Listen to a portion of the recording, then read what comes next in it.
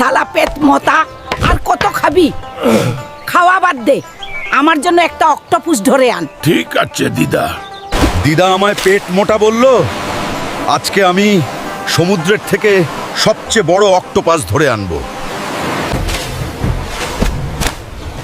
শালা কাকড়া, আমার রাস্তা থেকে সরে যা, না হলে তোর পাছায় আগুন লাগিয়ে দিব রে পাগলা। চল দেখি কে কার পাছায় আগুন লাগায়। কাকড়ার পাছায় তো আগুন লাগিয়ে দিলাম, এবার আমাকে একটা বড় অক্টোপাস ধরতে হবে। অক্টোপাস চল আমার সাথে, না হলে কাকড়ার মতো তোর পাছায় আগুন লাগিয়ে দিব রে পাগলা। না না, আমার পাছায় আগুন লাগিও না, যাচ্ছি আমি। দেখো,